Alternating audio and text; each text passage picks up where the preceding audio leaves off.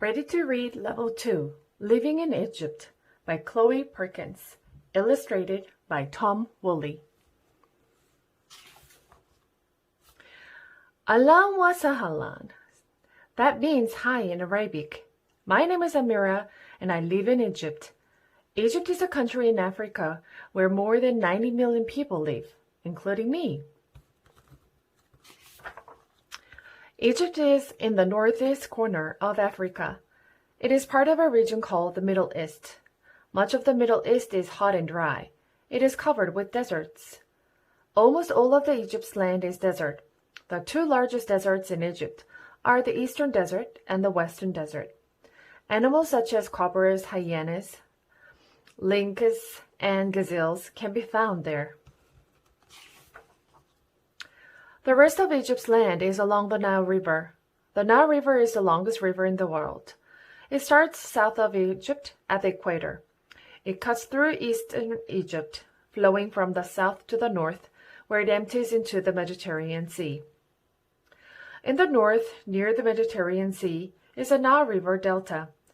The land in the delta is perfect for growing crops, so this area is covered in farms.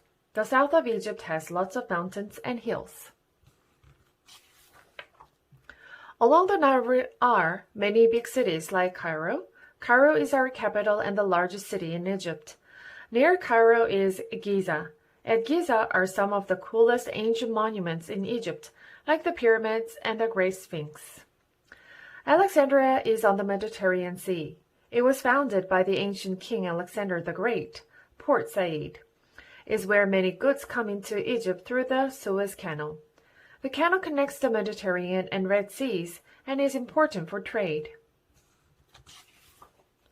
I live in an apartment in Cairo with my dad, grandma, and older sister.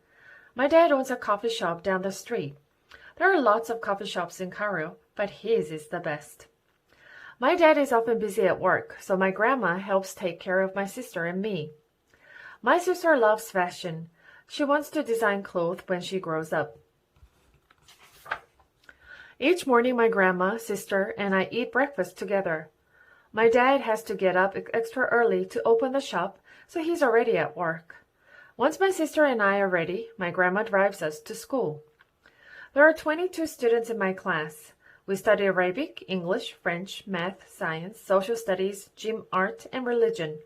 Our first subject this morning is religion.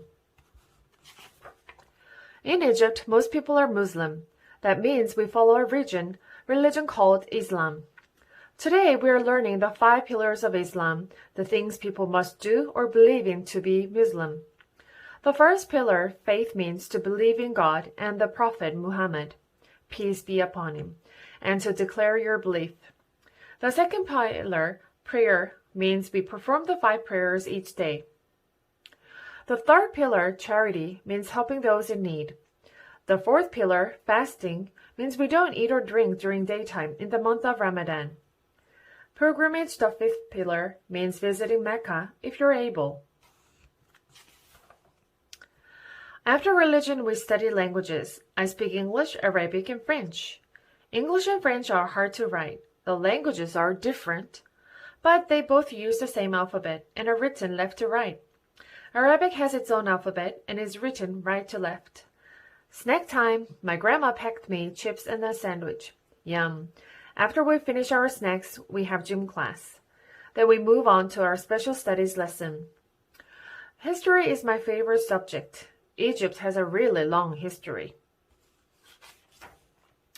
Around 5000 BCE, people began living along the Nile River. Along 3100 BCE, these people invented one of the oldest written languages in the world called hieroglyphics. Some hieroglyphics looked a lot like pictures, and more than 700 symbols were used. Hieroglyphics could be read forward, backward, or even down. To know which way the words should be read, you looked at each way the symbols were facing. Ancient Egyptians used hieroglyphics to write poetry, keep records, and tell stories about their gods and rulers. For many centuries, Egypt was split into the upper and lower kingdoms. But around 3100 BCE, a king united the kingdoms. Over the next 2,000 years, Egypt blossomed.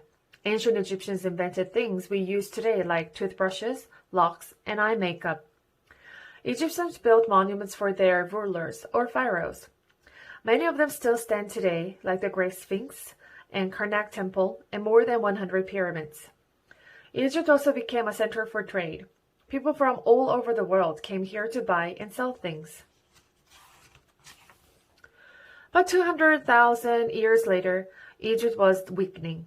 The kingdom was overthrown many times, including by Alexander the Great of Greece in 332 BCE. After being part of many empires, Egypt was taken over by Arab Muslims from modern-day Saudi Arabia in 642 CE. When Arab Muslims took over Egypt, they brought their religion, language, and culture too. Over hundreds of years, many people chose to follow Islam and learn the Arabic language. That's all we've learned so far. After history, we study math, art, and science, and then school is over. My grandma picks up my sister and me from school at 3 o'clock. My dad takes a break from work, and we eat a big lunch together. Today, we're eating kushari. Kushari is a dish of pasta, rice, lentils, chickpeas, and onions, topped with tomato sauce. I like mine extra spicy with hot sauce too. As we eat, we talk about the upcoming holiday.